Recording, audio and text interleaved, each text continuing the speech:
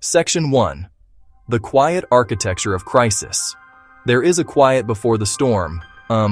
It is a silence filled with tension. We have all felt it. Something is about to happen. Then, chaos erupts. An event unfolds on our screens.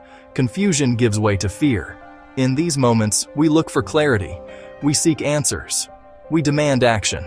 But sometimes, what we see is not the whole story. Sometimes the chaos is a tool, an instrument designed to provoke a specific reaction.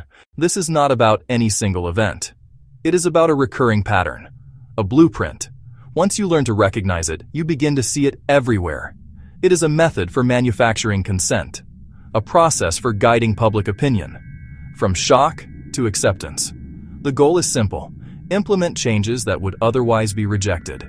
Create a crisis so severe, people will beg for a solution. Any solution. They will trade freedom for a feeling of safety. Step 1. Forge or frame the crisis. The process begins with a spark. Create or highlight a crisis. It must be sudden. It must be shocking. It must generate immediate, widespread fear. The event can be real. Its meaning is shaped and amplified, or in cynical cases, staged entirely. Create a problem so disorienting that the public is jolted out of normal life.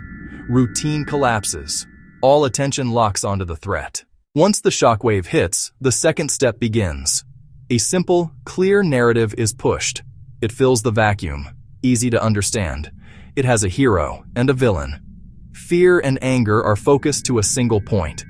Authorities repeat it. Media echoes it. Language is consistent. Talking points identical.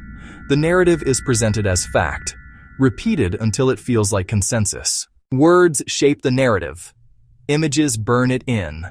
Control the visual story. Images are the emotional engine. They bypass reason, speak to feeling. A curated deluge, chaos, suffering.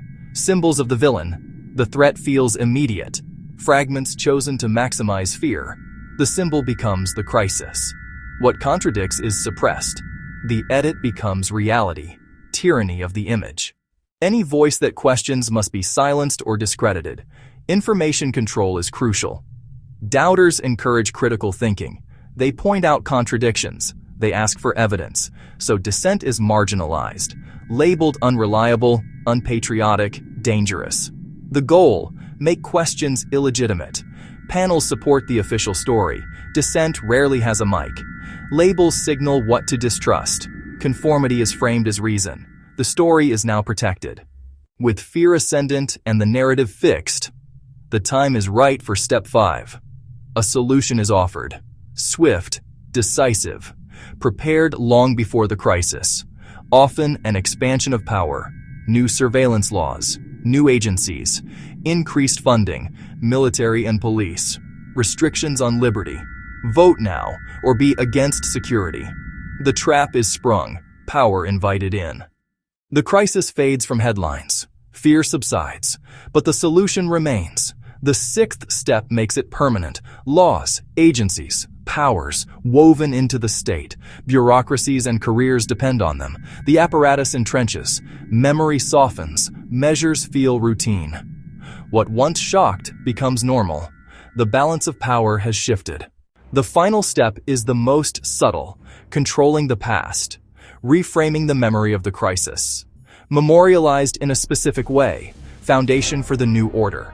The tragedy that required tougher measures, taught in schools, commemorated in museums and anniversaries, until it becomes the only story. Alternatives pushed to margins, records cleaned. A generation knows only this version. The memory of what happened is replaced by what was supposed to have happened. The blueprint is complete. These 7 steps form a blueprint, a pattern. Create a crisis, push a narrative, control the images, silence dissent, offer a solution, cement the change, curate the memory.